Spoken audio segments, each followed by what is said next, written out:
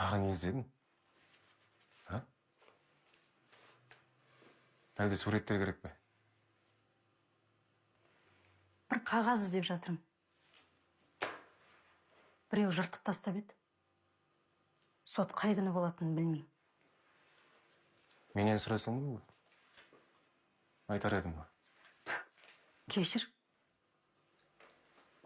Мазаламайын.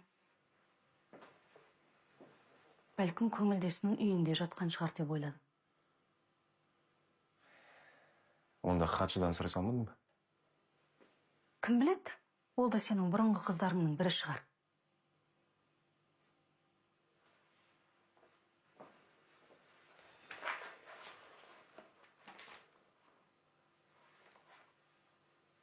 Міне, маған керегі де осы. Ұста, күнін ұмытпа.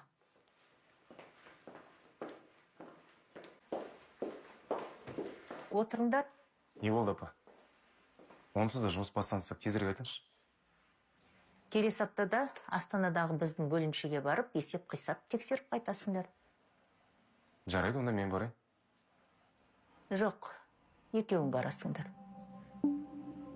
Жоқ. Неге? Бірге барудың қажеті не? Біз ажырасамыз. Сен Санаттың жары емес, менің көмекшім ретінде барасың. Жұмысты үйренуің керек. Есеп тапсыру сенің де міндетің. Апа, басқа біреу барсын. Біздің компанияның бет-бейнесі сендер. Сондықтан екеуің барасыңдар. Жеке өмірлерің ешкімді қызықтырмайды, мені де. Іңкәр, онда басқа біреумен барсын. Мысалы, Дәулет бар. Екеуі бірге жақсы тіл табысады. Айтпағың тағы да жұмыстан жалтару ғой, я? Іңкәр, қой. Апа, мені бір жақсы маманмен қоса қойыңызшы. Бір күнде бітіріп келеміз. Жарай ма, апа? Апа емес. Райхан Қайырбек қызы. Райхан Қайырбек қызы. Не, мен барайын? Не, Іңкәр басқа біреумен барсын? Я, Санат Ерғанатұлы дұрыс айтады, бұндай жұмысты маған сеніп тапсыруға болмайды.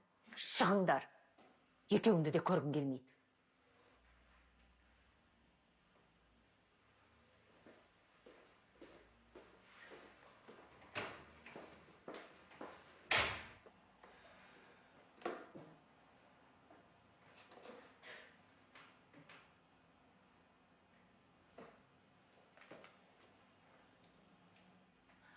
Сәлеметсіз бе? Маған ағылшын тілі мұғалімі керек. Жоқ, ер адам.